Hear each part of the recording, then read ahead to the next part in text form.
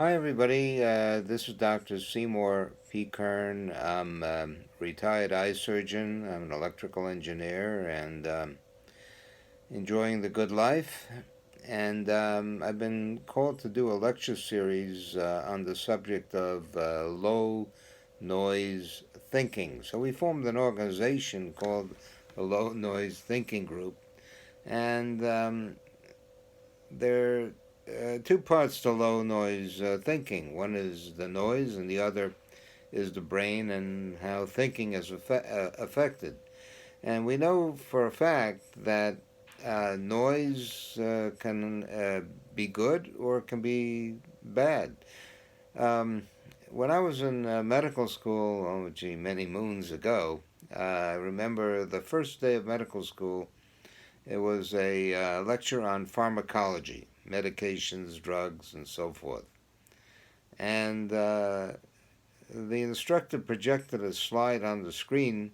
That's in the days before they had all the fancy electronics that we have today. And the sign read, if you know the structure of a drug, then you know how the drug will work. Now, the professor wasn't just talking about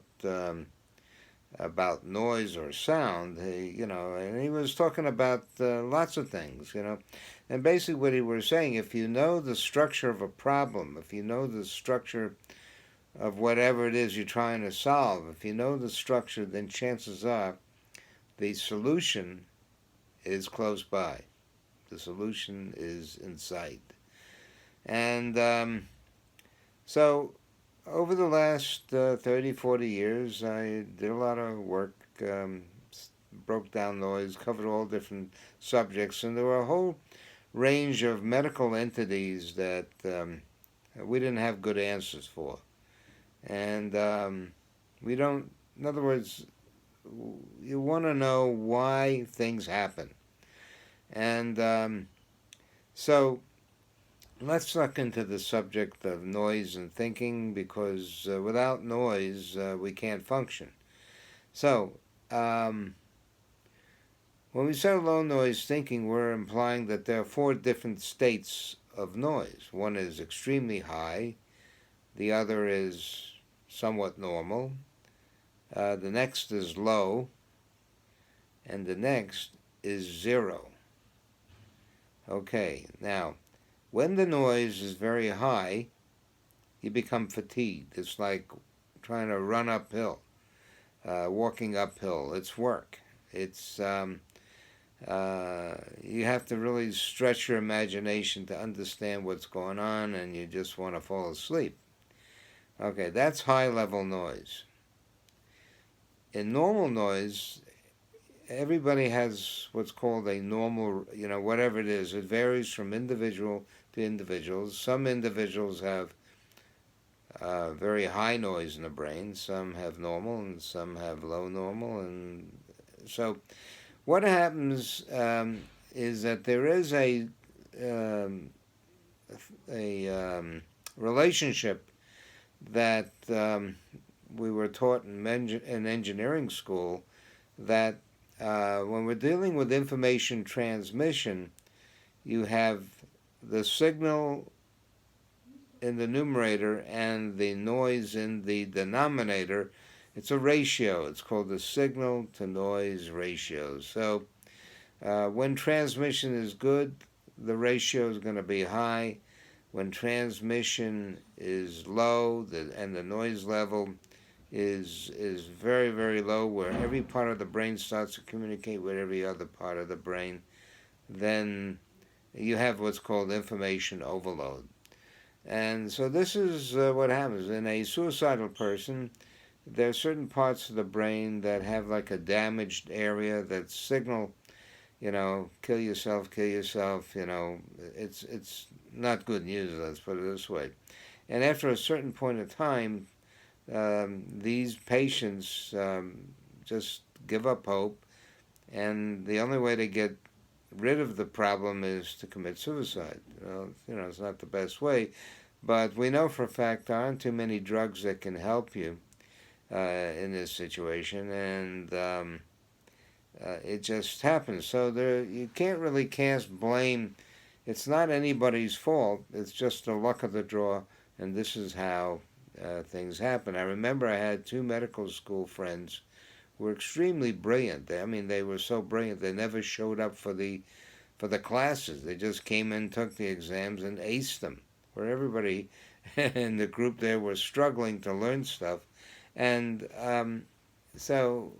Uh, so when you have the noise level dropping down to low ratios, where you have the intelligence is very very high. So people who have super intelligence, high intelligence, um, have low noise, and when the noise gets low enough, this is when depression sets in, hallucinations, nightmare, all this starts to happen when you lower the noise level, because now there's nothing to impede um, the uh, the information, or the noise that surrounds. There's nothing to impede it, and so you go into a state of where you basically can't control. You can't control your life. You can't function, and so what people do is they commit suicide or whatever it takes to eliminate the problem. Um, so there's people who have no damage area in the brain and people who have uh, some damage area in the brain, but when the signal to noise ratio goes up very high, no information is transmitted, and but when the noise level drops down to close to zero, you get, any number divided by zero is infinity. Um, the symbol for infinity is the figure 8 lying on its side. I'm sure if you studied mathematics, you'll know that any number divided by zero is infinite. And infinite is like the other side of the wall. you have you have the part on the other side where we don't really know what it's all about. And it's interesting to note that people write more about things that we don't know than what we do know. Um, and it's just one of those things. Anyway, so let's look into noise.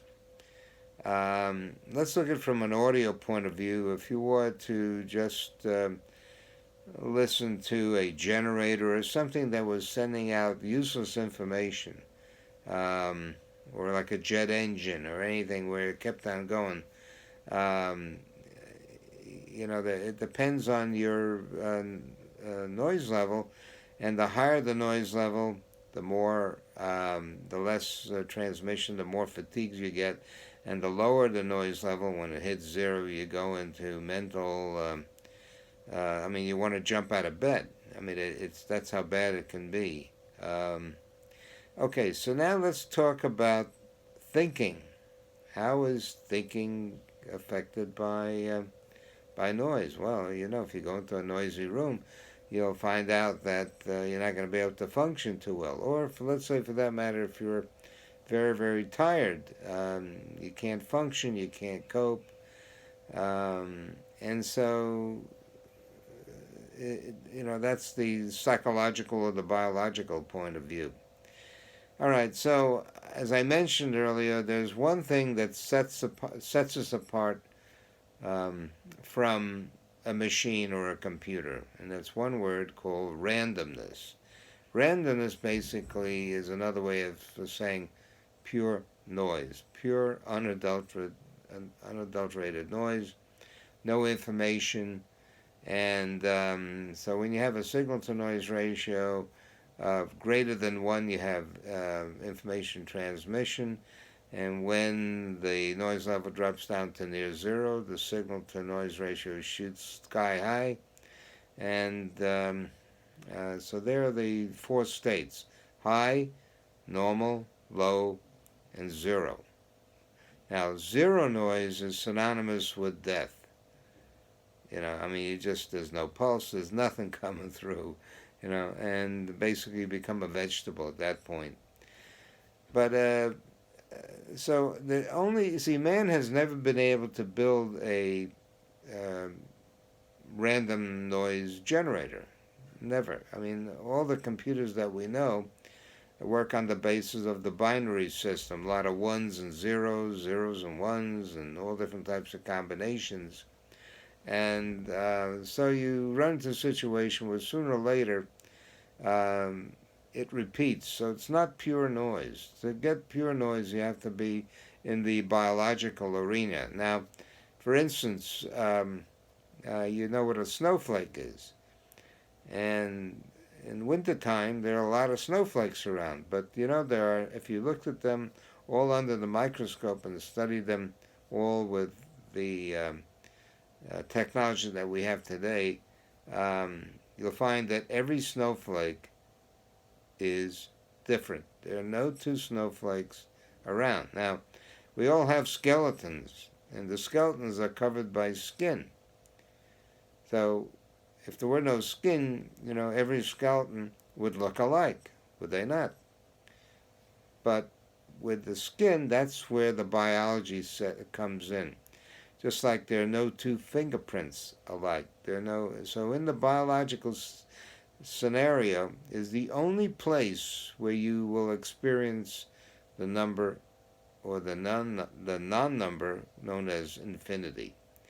All right, there are an infinite number of fingerprints. An infinite. When I mean infinite, I mean infinite. Really. So it's like 1 divided by 3. It's 0.333 nonstop. Okay. All right. So this ends the session for this moment, and we'll see you tomorrow.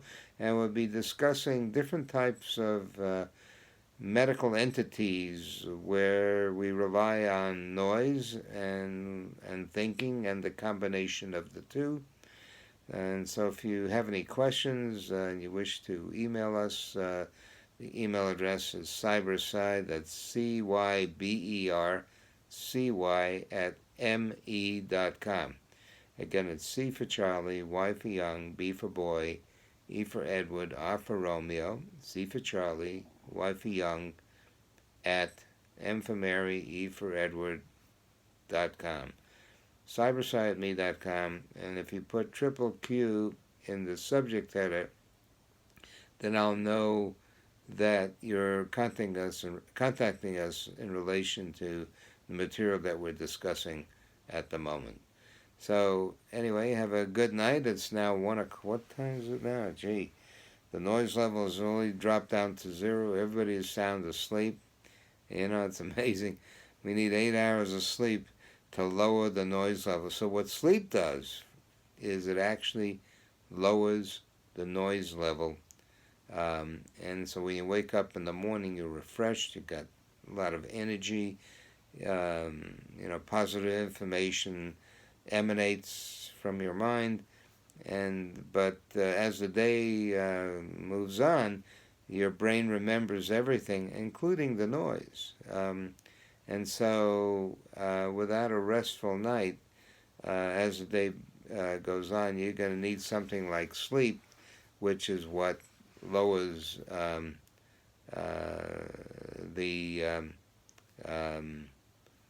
in other words, anything of a positive nature lowers the noise. Anything of a problematic nature raises it. Now, you would think that with a suicidal person or somebody who has suicidal tendencies, you can give them a dose of noise. Well, what do? Walk around with earmuffs with noise coming out of them?